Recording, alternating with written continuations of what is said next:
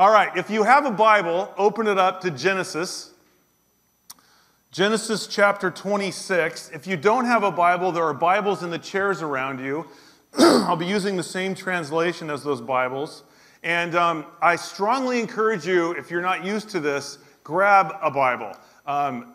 During this study the next 6 months, there's going to be more kind of reading of the text than normal. That sounds horrible, but these are long stories, and for the most part, I don't want to skip a lot because I'm going to assume you haven't read this story, and that way I think we'll come out a little better.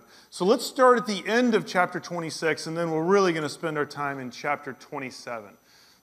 First book of the Bible, and we'll be in verse 34. When Esau was 40 years old, so remember Jacob, so we have Abraham has Isaac. Isaac and his wife Rebekah have twin sons, Esau and Jacob. So Esau is the older of the two, but they're twins. When Esau, the older of the twins, was 40 years old, he took Judith, the daughter of Beri the Hittite, to be his wife, and Basemath, the daughter of Elon the Hittite. And they made life bitter for their parents. When Isaac was old and his eyes were dim so that he could not see, he called Esau his older son and said to him, "My son." And he answered, "Here I am." And he said, "Behold, I am old. I do not know the day of my death. Now then, take your weapons, your quiver and your bow, and go out to the field and hunt game for me. And prepare for me delicious food such as I love, and bring it to me so that I may eat, that my soul may bless you before I die."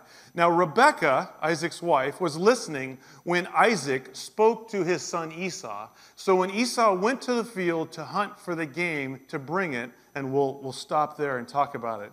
This is going to be the third kind of tete-a-tete, the third struggle between these two twin brothers. The first one was in the womb. We saw this. The word was abused. They were just punishing each other inside Rebekah's womb. The second one was what we also saw last week. When Esau was starving, he comes in from a long hunt, and his brother Jacob basically says, "I'll tell you what, you can have this lentil stew if you give me the birthright of being the oldest, so that I will now be the oldest." That means he gets twice the inheritance. It means he's considered the older brother, and Esau cares nothing about his name. He swaps a bowl of stew for his birthright. We are now in the third struggle between these two brothers, and it is by far the greatest of all of them. It's over this idea of the blessing. So let's just camp on this idea of blessing, because this doesn't really fit our culture very much. This idea of blessing was kind of all-encompassing, and it was something that the Father did, in particular for the sons at the end of life. And it included things like of this world, things like fertility, the ground will work for you, and well-being. It's the idea of earthly shalom on your son that you would speak over him. It's also what I would call things of history, meaning preeminence and kind of power and political savvy. And it's also something like my dad would pray all the time, this idea of a hedge of protection around that particular son. And when we hear blessing, we hear prayer. It's actually much less a prayer and more of prophecy. Because, and you'll notice this, particularly when we get to chapter 9 of Genesis, when Jacob calls his 12 sons in at the time, he calls the sons in, and really they're quite futuristic in what he speaks to each of these sons. And so I want you to think that as Isaac is doing this blessing over his sons, it's really a prophecy about the future of their life. And this is a very odd scene for blessings. And if you compare this to chapter 49, there are several things that are taking place during this blessing between Isaac and Esau that are not normal. The first one is when you did this blessing at your deathbed or near the end of life, because you obviously don't know exactly when you're going to die, you would call all of your sons in. So this is extremely odd that Isaac would only call in one of the sons. We know from last week that there's dysfunction in the family, and it's been passed down from a generation, and that Isaac likes Esau the most, and the wife, the mom, Rebekah, likes Jacob. And there's favoritism in the family. And they're showing an additional kind of favor and love for one child and not the other. So there's some serious dysfunction. That's why I started in chapter 26. Esau is marrying women that he shouldn't marry. They're pagans. When it says Hittite, they're in Canaanite land, and these are pagan people that want nothing to do with God. And you get a sense from that Isaac is doing this almost to stir up mud with his folks, which is weird. He has the favor of his father Isaac, and yet he's stirring up strife. So this favoritism is actually working against the family. And what does Isaac do? Rather than speak into it, he simply enables his son more to act like this. It's very dysfunctional, but it obviously keeps a business like Jeff Clipness's counseling business thriving. This is also odd because we will see this in the end. Let me just let you in on a little secret here at the end of the chapter. The younger brother, Jacob, is going to trick the older brother out of the blessing. He's going to swap places without the old blind dad knowing it. When Esau is going to get his blessing, and Jacob has already taken it, what we'll find out is there's nothing left to give him. And you can deduce from this that Isaac was going to literally give Jacob nothing in this blessing. See, everything that he had for Esau, Jacob gets, and there's nothing left. See, this isn't a prophecy for two sons. It's a prophecy for just the one he really favors and likes, who's also, by the way, dysfunctional and not living well. You might have this dynamic in your family, or you might have had this dynamic growing up, where maybe you have several siblings, and one particular sibling will just not live well. And yet, they seem to get all the attention. Wow, there's a lot of heads nodding in this room. Apparently, we're pricking a little bit of a soft point here. Hopefully, none of you are this person. And they get all the focus and all the attention. All the way into maybe they can't get their life together. Maybe they can't get their work together. And yet, all the focus keeps going to them. And what happens is the ones that are towing the line and living well feel so slighted. You might even have to watch this in parenting, because it's the knucklehead one of your kids, the one that keeps going off the highway, that gets all the focus because they're drawing the attention. And the one that's actually living well gets left a little bit. And so not if, when one of your kids goes off the rails, be conscious of the one that is still on the rails so they're not forgotten. The last thing that is kind of odd about this, and it's interesting, interesting is not the right word, it's baffling to me, is that Isaac is still under the impression that Esau is the one that's supposed to get this blessing. And there's only one of two things going on here. You recall when the children were in the womb of Rebekah, and they were wrestling so hard, she was traumatized by all this, right? She prays, and God gives her an oracle. He tells her like a prophecy. What he says is, the older and the younger, they're going to become nations. Esau will be his own nation, the Edomites. And Jacob will be his own nation, the Israelites, the Jews. And the older will actually serve the younger, is what the oracle was.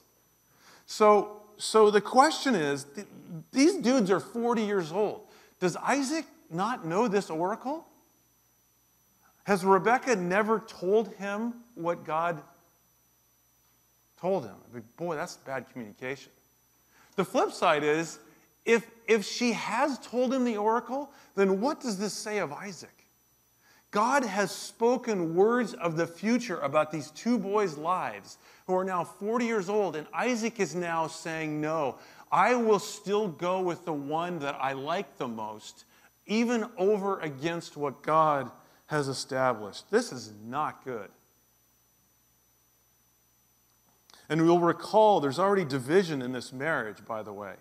I mean, favoring a kid over another in the marriage. If this happens all the time where something goes awry with one of your kids, and one parent goes one way and another parent goes in another. And instead of the parents being like, let's deal with this, now they're dealing with each other while the kid is ripping apart the marriage.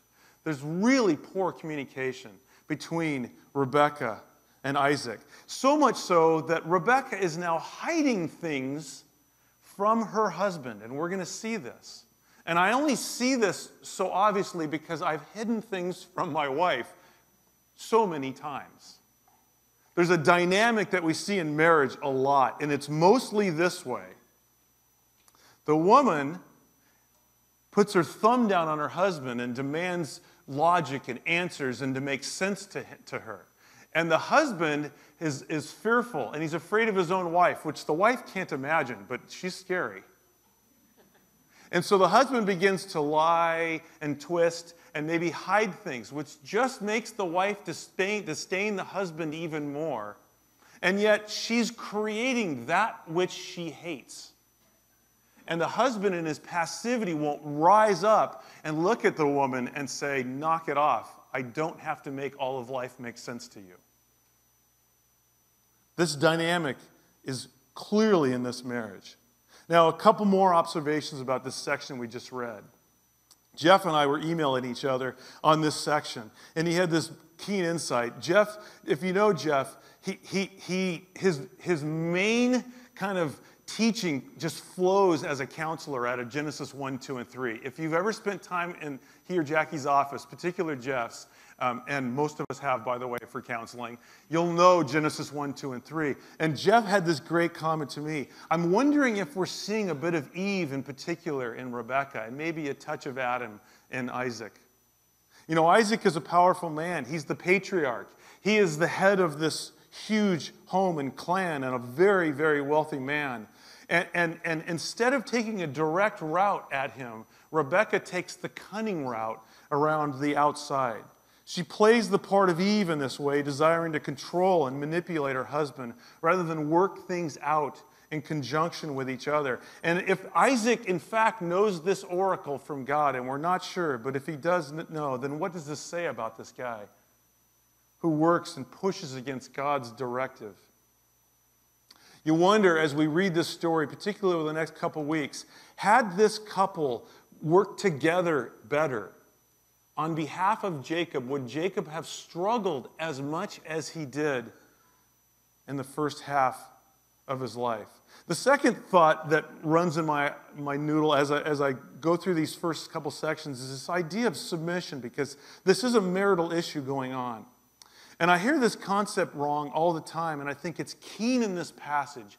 You know, we always turn to Ephesians 5. You go to a wedding, people read the second half of Ephesians 5. And it rankles people that aren't from church because it's not of the culture. And I get this because it rankles me because it's really not what God is saying. And what you hear in these things is, woman, submit to the man. That's what we hear. You know, the woman's supposed to submit to the man in marriage. And yet, the entire passage in Ephesians 5, in verse 21, says this: submit one to another, the passage says. But we don't say this in church for some reason because it's not as convenient for us men. What we say is, woman, submit to me. Which, if you have to point to your stripes, my manager once told me, they're worthless.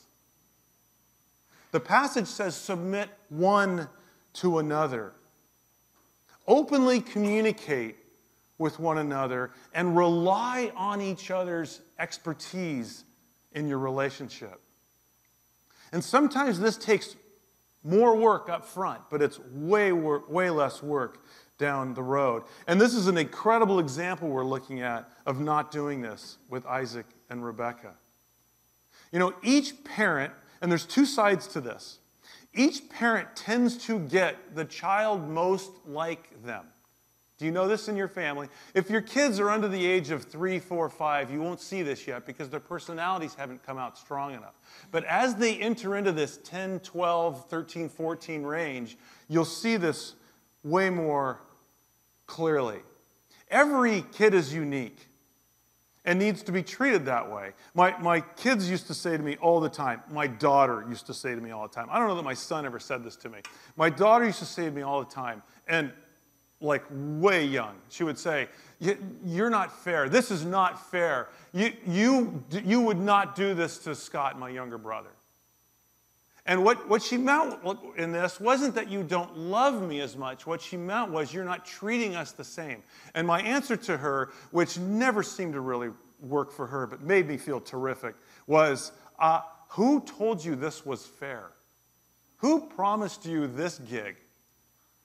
I am not going to ever treat you the same as your brother. Get used to it. A child that is your likeness, if you will, the more of your personality type. You can intuit. You know instinctively what they're thinking and what they're doing, but the other spouse doesn't. And we need to rely on that spouse who can intuit that particular child. The same goes for same-sex in parenting and kids. A man gets a boy, and a woman gets a girl. My son and my daughter, unbelievably different, by the way. My daughter is cut out of my own swath. We intuit one another, which, by the way, also can mean the one you intuit drives you the most nuts, because they're you in a lot of ways, right? We have the same, like, spastic passion for life. We're trying to do 7 things at the same time. We can't make a decision to save our life. Guilt runs rampant. It's just all this junk, and so I get her. And my wife has learned to rely on me to explain Kelly to her. And my son and my wife, they're just like these logic-based, it all makes sense. They're smart off the chart. Everything's just, I call them concentration camp nurses. Just boom, dead, mostly dead. They just boom, they just go, right? While my daughter and I are crying and weeping, and they're like, get going. It's just slowing you down, feeling all that, right? My daughter gets my son. But my son is a man. I get what my son is thinking because he's a man. My daughter and I had this neat talk. She's been married a month, and she was already asking me thoughts about, is this normal? You know, we've been married a month, is this normal? You know, bless her heart, yes, it's normal. Whatever you're doing, it's normal. But she was having me explain her husband to her. Why? Because he's a man. I feel that. This is what is not going on in this relationship. They are not relying on one another's expertise. Instead, they are focused on what irritates them about their spouse. And I know that doesn't relate with anybody here. Do you realize a lot of that which irritates you about your spouse is their expertise that you're actually fighting against? This we need to move into. And you will find as you get to different stages, even different stages, one spouse will be better than another. Mothers are maternal, which is a really positive way to say they're overly involved.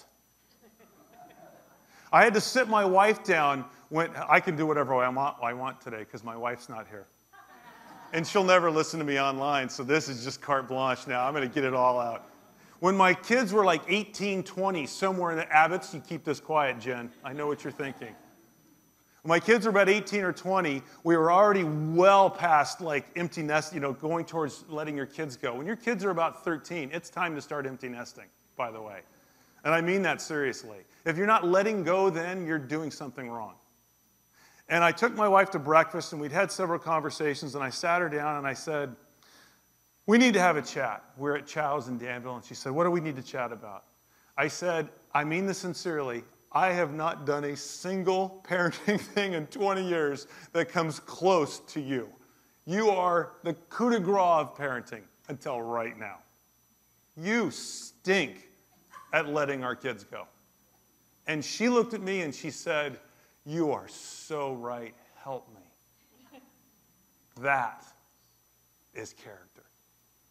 See? We rely on one another's expertise. It is, and you may not like it when I say this, but this is a reality. It is us against them. It is not the kids and I against my wife. It is my wife and I against them because she's the one I'm going to go into perpetuity with. The other two are leaving and all their bills are going with them. Not my wife. We keep each other the rest of eternity. She's the one I need to bless and love primarily. And if you don't buy into that, have a good time. Now, back to our story. They do the blessing. And he wants to take food, which is a normal thing that you did during this prophecy.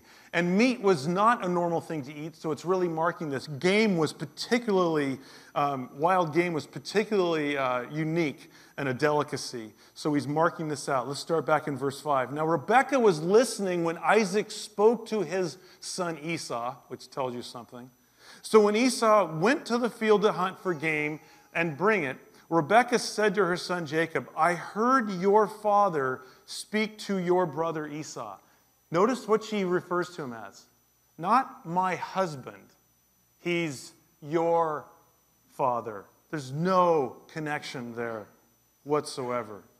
Bring me game, he said, and prepare for me delicious food that I may eat it and bless you before the Lord before you die. Now, Jacob should be listening to this, you think, and think, boy, God's involved in this. I don't want to touch this.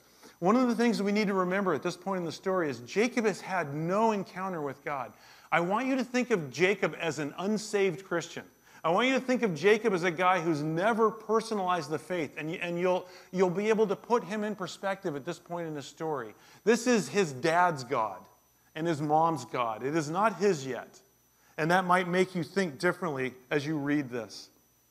Now, therefore, my son, obey my voice as I command you. Go to the flock and bring me 2 good young goats, so that I may prepare from the delicious food for your father, such as he loves, and you shall bring it to your father to eat, so that he may bless you before he dies. But Jacob said to Rebekah his mother, behold, my brother Esau is hairy like an orangutan, and I'm a smooth man.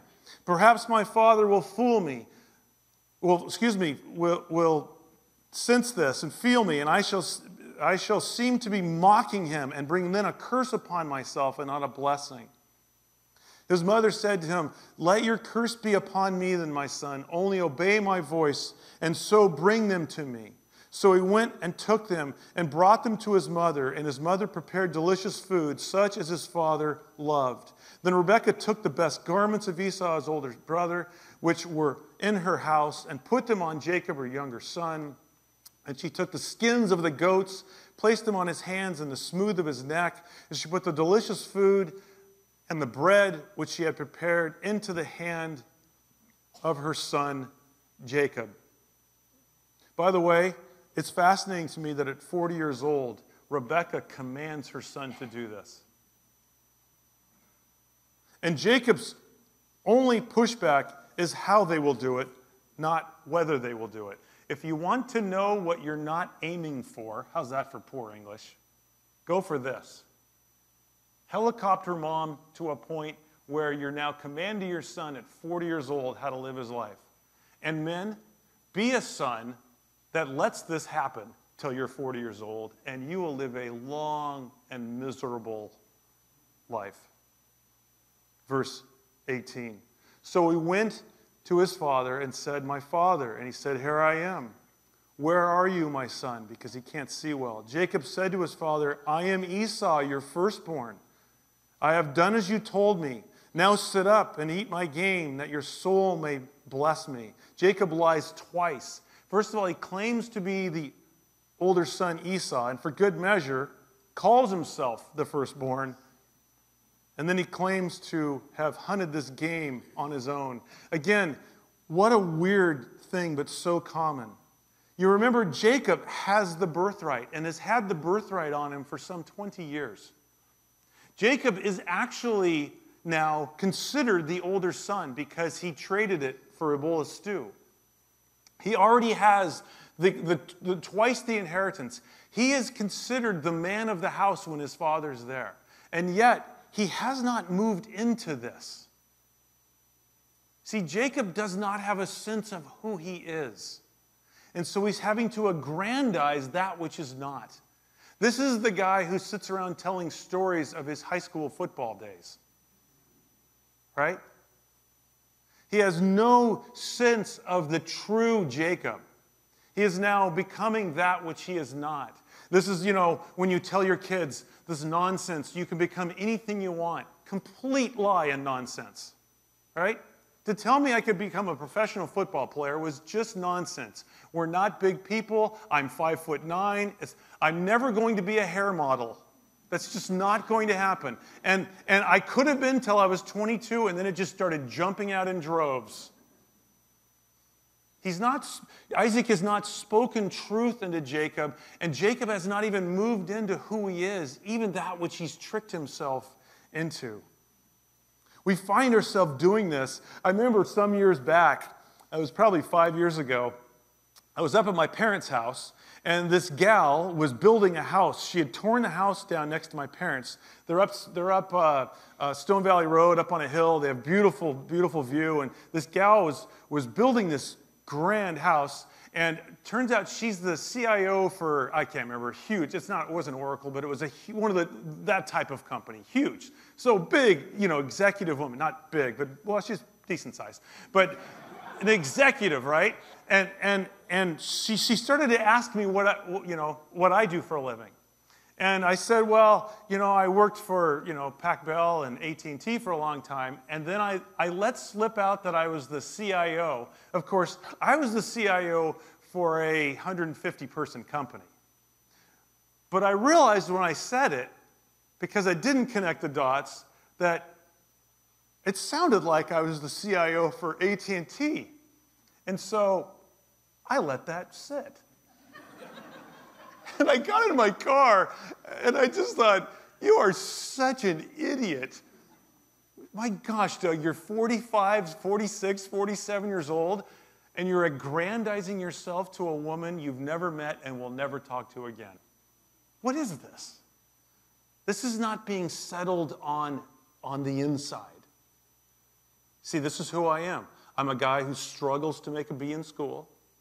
I work my tail off to be a slightly above average athlete. That's just who I am, right? I read extremely slow. That's who I am. I can either fight this or see what God has through these things. And Jacob cannot seem to move into this. Verse 20, but Isaac said to his son, how is it that you have found it so quickly, my son, this game you shot? He answered, because the Lord, your God, granted me success. Again, this is not Jacob's God yet. So maybe you'll not be quite so hard on him when you judge him. Then Isaac said to Jacob, please come near to me that I may feel you, my son. Notice the mistrust in this relationship. I wonder why. To know whether you are really my son Esau or not.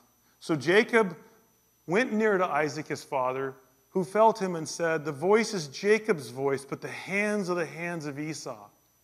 And he did not recognize him because his hands were hairy like his brother Esau's hands. So he blessed him. He spoke the prophecy over him. And he said, are you really my son Esau? Wow. And he answered, I am. The lack of belief in one another is tremendous. And he said, are you really my son Esau? And he said, I am. And he said, bring it near to me, that I may eat of my son's game and bless you. So he brought it near to him, and he ate, and he brought him wine, and he drank. Then his father Isaac said to him, come near and kiss me, my son. I think further checking him out because of the mistrust between them. So he came near and kissed him, and Isaac smelled the smell of his garments and blessed him and said, see, the smell of my son is as the smell of a field that the Lord has blessed. May God give you the dew of heaven and of the fatness of the earth and plenty of grain and wine. Let peoples serve you and nations bow down to you. Be Lord over your brothers, and may your mother's sons bow down to you. Cursed to everyone who curses you, and blessings to everyone who blesses you. Right out of the covenant that God made with Abraham in chapter 12. Let's keep reading in verse 30. As soon as Isaac had finished blessing Jacob, when Jacob had scarcely gone from the presence of Isaac, his father, Esau, his brother, came in from his hunting. He also prepared delicious food and brought it to his father. And he said to his father, let my father arise and eat of his son's game, that you may speak this blessing prophecy over me. His father Isaac said to him, who are you? And he answered, well, I'm your son, your firstborn Esau. Then Isaac trembled very violently. This is a really strong word in Hebrew. He's angry. He's not just trembling because he's afraid. He is distraught with anger. And said, "Who is it then that hunted game and brought it to me? And I ate of it all before you came, and I have already spoken the blessing over him. Yes, and he shall be blessed," meaning it's irrevocable. As soon as Esau heard the words of his father, he cried out with an exceedingly great and bitter cry and said to his father, "Bless me, even me also, O my father." The cry of the kid, the cry of, dare I say, the adult who has not been blessed by both of their parents is a deep cry, is it not? And more heads shake. See, we all need the blessing of our parents. This was the most astounding thing to me of those 3 weeks when Brian Fury spoke. He was raised by a pack of wolves, quite frankly, completely unparented. And at 21, he turned to God, having not received an inkling of a blessing from his parents. And he said, I need a dad. And God the Father parented Brian. He did it through the scriptures. He did it through other men in his life, the same age, younger, older men. God parented Brian, and Brian turned his attention from his parents that would never bless him, by the way, and got it from God. This is not something that happens with Esau. You can just feel the distraught in this guy's heart as he longs to get that which his father no longer can or will give him. None of us wants to go through life like this, unblessed. The odd thing about Esau is he has the sense of his father's favor on him, but we learned last week he was unwilling to move into it. You see, there's two sides to this. One side is to not be blessed by your parents, to not have them speak those words of future and hope and dignity and character into us, like my parents spoke into my life. But the other side is to have those things spoken and yet be unwilling to move into that which is required of us. Living up to my family name is not an easy task, I will tell you. Many of you know my father. He's not just a good man or a great man, he's a holy man. He's not perfect by any stretch. And I could give you many mistakes he made in parenting me, but he is a godly man, and so was his father. See, the mantle that I carry is heavy in that sense. But it's one that I want to live into. Many people, and many of us, simply don't want to step into that mantle. We want the blessing without stepping into the responsibility that it takes. I remember when we bought our first house in Cameo. It took us 7 years to gut this place. We took it down to the sheetrock came off. New plumbing and electrical, and oh my gosh, we just completely annihilated this house and redid it. I was in the backyard laying my last roll of sod, because I landscaped the whole thing. New fences, new driveway, new drainage, new everything. I laid out the last roll of sod. I was exhausted. I'm covered in mud and sweat. I sat on a lounge chair on my back deck, and I was drinking an iced tea. And a guy came over, and he's just all clean and refreshed looking, and he said, let me have some iced tea with it. And he said, "Boy, this must be nice." And I knew what was going on in his noodle. And I said, "Yeah, it is really nice." I hadn't even enjoyed it yet, by the way. I've still got the mud on my arms from carrying the last roll of sod. And I said to him, "You could have this." And he said, "No, I could never have this." Much older than me, by the way. I said, "Oh, yes, you could." "No, I couldn't." I said, "Yeah, you just need to cut out your 15 vacations a year and all of your hunting and it wasn't Jeff, by the way, and all your hunting and all these other things and redirect your money. It's your choice." He goes, "I would never do that." And my answer was, "Then you'll never have this." And to this day, at almost 60 years old, He does not have that. See, he's unwilling to move into that which is difficult, unwilling to live up to the expectations of a man or woman before God, to carry ourselves with dignity, and to either make a family name or live up to the name which I think we should be living up to. I don't even know where I am now.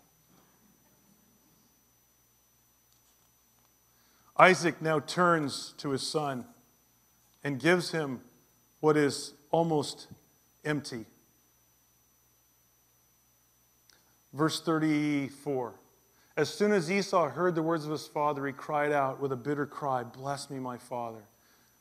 Verse 35. But he said, "Your brother came deceitfully, and he has taken away your blessing." Esau said, "Is he not rightly named Jacob? For he has cheated me 2 times now. He took away my birthright." Do you see the victim in that? No. You traded your birthright. You see, for Esau, it's that which has been taken from him.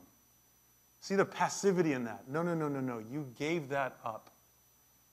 "And behold, now he has taken away my blessing." And then he said, "Have you not reserved a blessing for me?" And Isaac said to Esau, "Behold, I have made him lord over you and all his brothers. I have given to him your servants and grain and wine. I have sustained him. What then can I do for you, my son?" And Esau said to his father, "Have you but one blessing, my father? Bless me even also, my father." And Esau lifted up his voice and wept before his dad. And then Isaac, his father, answered and said to him, "Behold, away from the fatness of the earth shall your dwelling be, and away from the dew of heaven on high. By your sword you shall live, and you shall serve your brother. And when you grow restless, you shall break his yoke before your neck."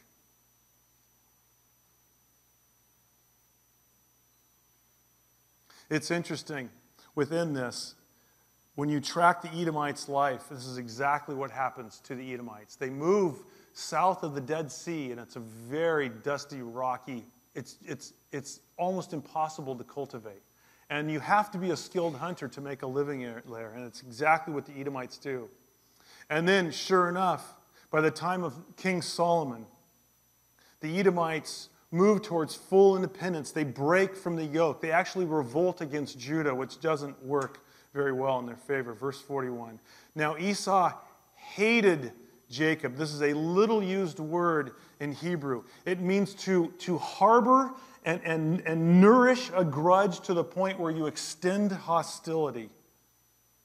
Esau hated Jacob because of the blessing with which his father had blessed him. And Esau said to himself, "The days of mourning for my father are approaching," meaning he's going to pass away sooner or later here. "And then I will take care of this myself and kill Jacob.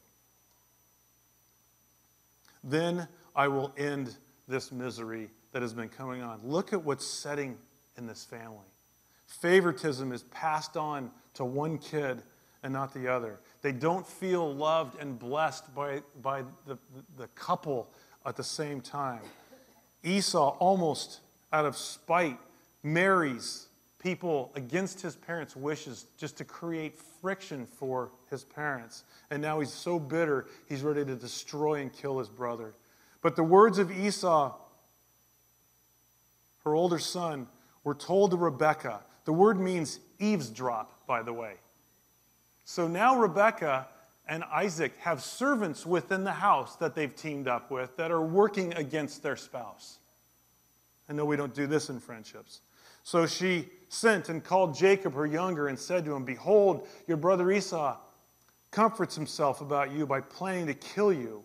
Now, therefore, my son, obey my voice. Arise and flee to Laban, my brother, in Haran." There's a quick view of where Haran is. This is outside of modern-day Israel, or the Canaanite area. And it's up really where his father and his father's whole lineage, his grandfather, I should say, is from. So she tells him, "We have an uncle up there. We have family up there. You need to get out of Dodge and say to him, and stay with him a while," is the term. Stay with him a while. He's there for over 20 years, by the way. That's the Hebrew translation of a while. until your brother's fury turns away, until your brother's anger turns away from you, when he forgets what you have done to him. Then I will send and bring you from there. Why should I be reft of you both in one day? See, the trauma here is if Jacob stays, he gets murdered. And if Esau murders him, Esau gets executed because that's what happened to somebody that murdered another person. It's funny, when you get to the end of this, funny, bad word, you don't really have a lot of sympathy for Jacob and Rebekah, do you? It's hard to align with them in this story. You find yourself kind of being sympathetic to Esau and to Isaac in this whole story. And yet, Esau is the one who wants the blessing of favor from his father and refuses to live up to the expectations of what that is. It cuts both ways. If you refuse to live up to that which you're called to live, then you don't get to complain when it doesn't work out. And Isaac, oh man, if this guy knows the oracle that God gave his wife, he is swimming upstream. And if he doesn't know, it's almost worse. 40 years with this woman he has lived, and he doesn't know that God came to her and spoke to her a prophecy about her 2 sons. The passivity of Isaac in this relationship. The lack of involvement with his wife, where she has not enough respect to share this with him. And the lack of respect she has for her husband to not share this, or that she has shared this, and Isaac circumvents this to go with the favorable one, enabling his son. This is like something out of an Alcoholics Anonymous seminar.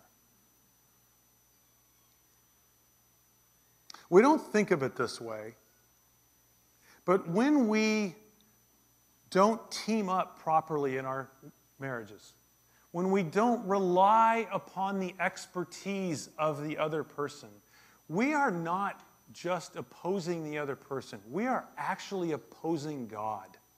How's that for a heavy line today? If my wife has expertise in a situation, and by the way, this goes way beyond raising kids.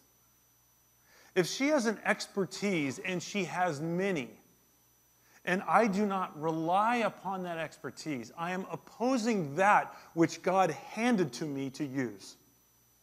Right? He's giving me a key to life in this woman, and I refuse to use it, and I'm taking a hatchet to the door and wondering why it feels harder to get in. I want to close with this final thought. It's nice and depressing. We ended with this happy thought that God ends up somehow with all of our decisions in the right place. I don't know how he does this. And he will end up in the right place with this, but boy, the havoc that has been wreaked. Esau is ravished with hatred and lives spitefully through his adult life. Rebekah never gets to see Jacob the rest of her life. She dies without seeing her son. Jacob toils for over 20 years working for his uncle, who's his father-in-law, who's his employer. And Isaac's sons are driven apart for the better portion of the rest of his life. What would this have looked like had Isaac and Rebekah stopped focusing on what irritated them so much about the other person and realized there was keen expertise in that God was handing them? Let's pray. Father, we thank you. Maybe these characters were unwilling, but we thank you for exposing their lives to us. These are our lives. May we not dress up our messiness before you. Father, bring us to a point of bringing our Isaac and Rebekah-ness out to one another. Give us the strength to step into that which is not and into that which is, to your reality. Give us that strength, Father. And give us the dignity and compassion and empathy for one another as we go through this. In Jesus' name we pray. Amen.